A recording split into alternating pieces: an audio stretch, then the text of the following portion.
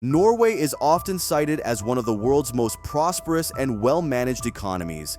Its small population of just under 5.5 million people enjoys one of the highest standards of living globally. This isn't a coincidence, but rather the result of strategic economic planning, responsible resource management, and a robust social welfare system. Everyone from economists to politicians and regular everyday people point to the country as an example of how something should be done. And amusingly, this praise often comes from both sides of economic, political, and personal disagreements respectively. The country's small population of just under 5.5 million people were already some of the wealthiest people on the planet in every single measurable way, thanks to its vast oil and natural gas reserves discovered in the North Sea during the late 20th century. Norway enjoyed this immense economic prosperity before something really important happened earlier this year. Norway stumbled upon something that could make the very wealthy and successful country to the undisputed richest country on Earth. They discovered Europe's largest deposit of rare earth metals. But what does this mean for Norway's future? Stick around to find out how this discovery could reshape not just Norway's economy, but the entire global market. The Fen Carbonatite Complex in the southeast of the country boasts 8.8 million metric tons of total rare earth oxides, with a reasonable prospect for economic extraction. Within the TREOs, there is an estimated 1.5 million metric tons of magnet-related rare earths. This discovery is enough to power the world's needs for things like electric vehicles and wind turbines. They're also found in consumer electronics, medical devices, touchscreens, and more. Conservatively, the discovery is worth around $515 billion, with some estimates going as high as 10 times that. If that was to be the case, Norway's population would be the wealthiest in the world, beating out statistical outliers like Monaco or Liechtenstein. But will this actually happen? The discovery is undeniably a great thing, not only for the people of Norway, but for the world as a whole, that will benefit from the renewable sources of energy that could be made with this material. But it also introduces some major risks. Rare earth minerals are considered a strategic raw material by some of the most powerful geopolitical players in the world. In addition to that, we often see that smaller nations discovering large supplies of natural resources doesn't necessarily mean wealth in the long run.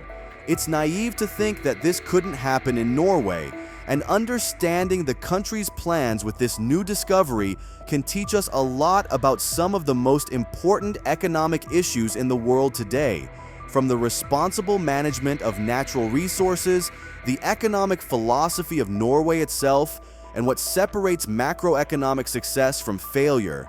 So how is Norway going to manage this new influx of wealth? How could too much of a good thing potentially be the miracle economy's undoing? And finally, what impact will this tiny country's decisions have on some of the most important areas of the global economy? There are 4 types of economies in the world today: those destined for failure and, indeed, failing. Those expected to fail but somehow manage to survive. Those that should succeed but end up failing. Those that should and do succeed. Norway stands out as an exceptional economy. While it's tempting to think that prosperity is easy for a wealthy country, there are many examples of rapid economic growth leading to long-term problems. Norway could have easily fallen into this trap multiple times. Before the 1970s, Norway was not particularly wealthy, especially compared to Western European or Scandinavian standards. It wasn't impoverished, benefiting from trade with some of the world's wealthiest nations. But it wasn't rich either, relying heavily on fishing as its main domestic and export industry. However, everything changed in the late 1960s when Norway discovered substantial oil and natural gas reserves in the North Sea. Production began in the early 1970s, mainly under Statoil, a company established by the Norwegian government to extract, refine, and sell these resources. Private companies were also allowed to operate as they had taken on the risks of exploration. However, Norway required that the state maintain a 50% stake in every production license sold to private firms. The economic rationale was that the country's oil belonged to its people, who should benefit from it. At the same time, potential rewards were necessary to incentivize companies to continue exploring for more oil and gas, which could further benefit the population. This balanced approach made Norway an attractive destination for other oil investments. Statoil, later renamed Equinor, didn't just focus on extracting and selling crude oil and natural gas. It also invested in refineries, allowing it to sell directly to European consumers, then the second largest energy market after North America. Today, Norway's refining capacity is so advanced that it imports additional crude petroleum from countries like Sweden and previously Russia, processes it efficiently, and then ships or pipes it to end users.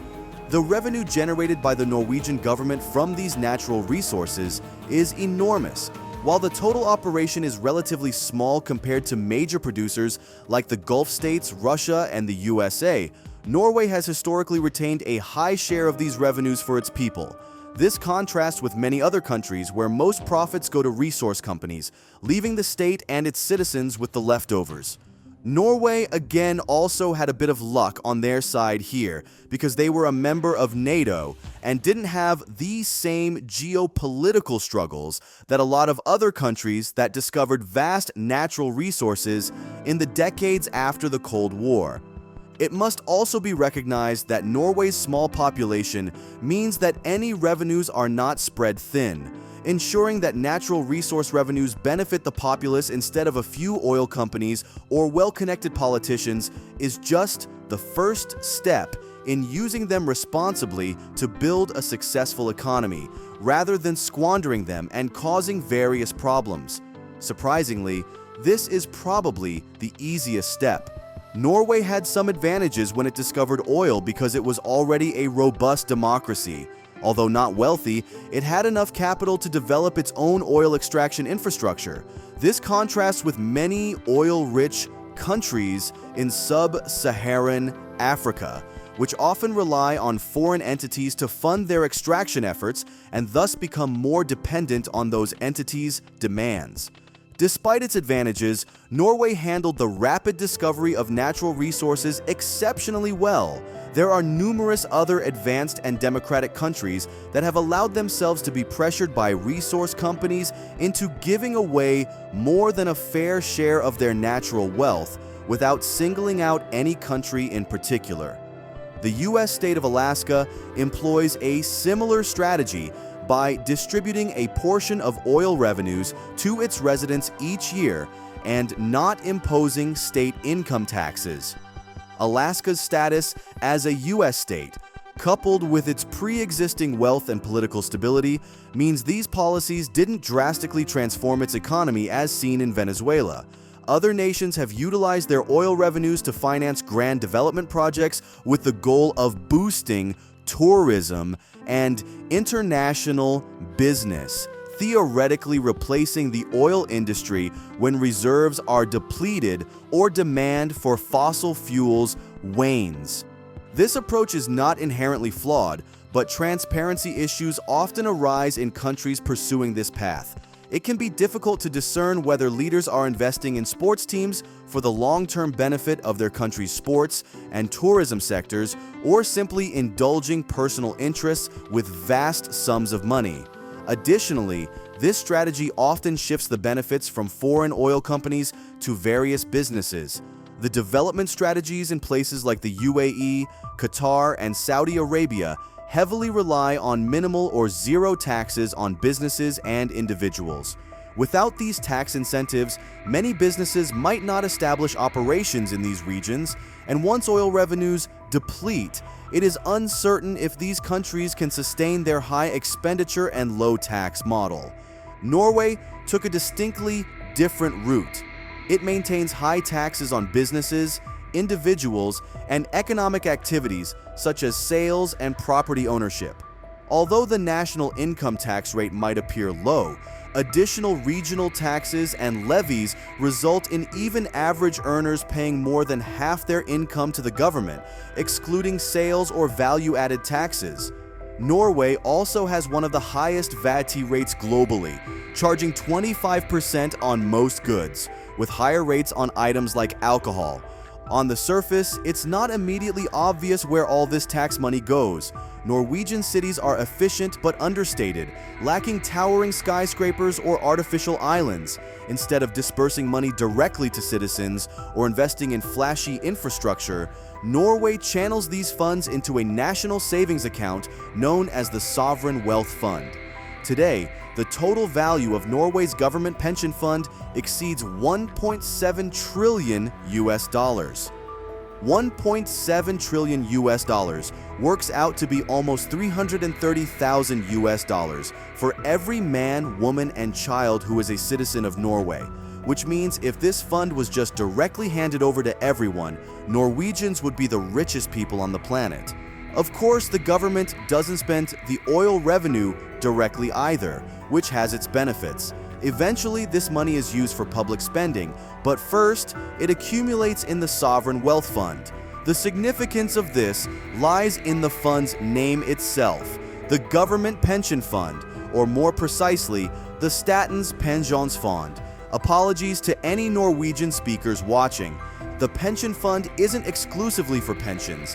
It's designed to act like a pension fund for the country, ensuring that when Norway can no longer depend on oil revenues, there will be enough invested to cover the lost income. This fund is meant for the time when the oil reserves are exhausted, not for when people retire. The idea is that the investment returns from the fund will compensate for the decline in oil revenue, securing Norway's financial future. And that's the first significant advantage. The state will eventually generate even more money than it would have by spending its oil revenues directly. Another benefit is the stability this approach provides to the country. Economies that depend on natural resources often find themselves at the mercy of fluctuating international market prices, which can vary wildly from hour to hour, let alone over the years and decades needed for sound economic planning. By channeling all its revenues into a wealth fund, the Norwegian economy has effectively created a buffer against these unpredictable swings. When oil prices are high and revenue is plentiful, the country can invest more into the fund, aiming for future independence from oil revenues. Conversely, if oil prices drop and revenue decreases, the fund can be tapped to pay for services without incurring debt or disrupting economic stability. Thanks to Norway's relatively high tax rates, it hasn't often needed to do this, but the security of knowing this option is available is significant. Taxes also contribute to economic stability in less obvious ways. They can be used as tools to regulate the economy. If an economic boost is needed, governments can lower taxes, leaving more money for people to spend and invest, thus supporting businesses and employment.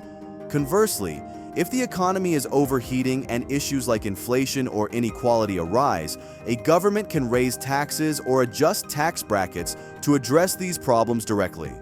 A government that doesn't raise taxes because it relies on other revenue sources forfeits this control, a major weakness even recognized by many libertarian economists.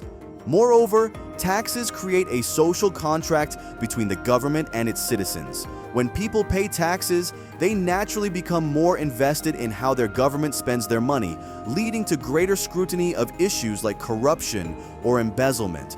Norway's model for collecting and capitalizing on its natural resource wealth has clearly been successful, but this doesn't mean the strategy can be easily replicated by any country that discovers a massive reserve of natural resources. The effectiveness of Norway's approach, especially how it handles its newfound wealth, is a testament to the complexity and nuance required in such economic strategies. Okay, so what does all of this have to do with the big discovery of rare earth minerals? Alf Rystad, CEO of Rare Earths Norway, heralded this discovery as a great milestone for the company and the country. This discovery is not only significant for Norway, but also for Europe's bid to break China's dominance in the rare earths market. China currently accounts for 70% of global rare earth ore extraction, and 90% of rare earth ore processing. Rare earth elements are vital for the global shift away from fossil fuels, as they are used in high-performance batteries, solar panels, electric vehicles, and wind turbines. The demand for these elements is expected to grow exponentially in the coming years as the clean energy transition picks up pace. The International Energy Agency has indicated that the current supply of rare earth elements falls short of what is needed to transform the energy sector. Thus, Norway's discovery is a welcome boost in securing a stable supply of these critical materials.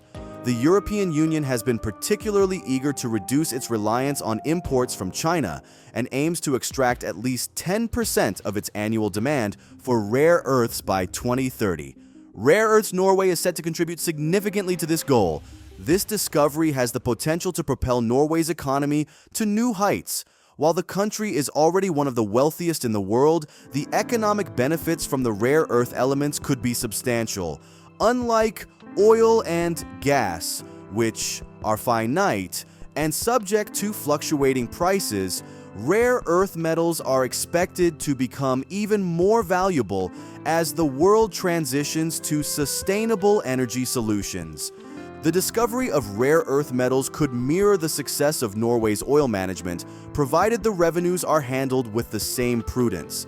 The country's approach to collecting and capitalizing on its natural resource, wealth, has been a winning strategy, and this new discovery offers an opportunity to apply these lessons on an even larger scale. The geopolitical implications of this discovery are significant. Rare earth elements are classified as strategically important materials by major powers such as the EU, the USA, and China. With Norway becoming a key player in the rare earths market, it could reshape alliances and economic strategies worldwide. Looking ahead, Rare Earths Norway plans to continue exploration at the Fen Carbonatite Complex, with further drilling scheduled for next month. The company aims to develop the first stage of mining by 2030, contributing to the European Union's goal of securing a stable supply of critical raw materials. CEO Alf Rystad has noted that, while the value of these resources may not surpass Norway's oil and gas supplies, the importance of rare earth elements for future technologies and sustainable energy cannot be overstated. The discovery underscores Norway's position as an integral part of Europe's rare earth and critical raw material value chain. Norway's discovery of Europe's largest deposit of rare earth metals marks a new chapter in the country's economic story. By leveraging its history of responsible resource management and strategic economic planning, Norway has the potential to lead the global transition to sustainable energy. This discovery not only promises economic benefits for Norway, but also represents a significant step towards reducing global dependence on China for rare earth elements. As always, thanks for watching. If you enjoyed this video, make sure to like, subscribe, and hit the bell icon for more updates on this story and other economic insights. Until next time, stay curious and stay informed.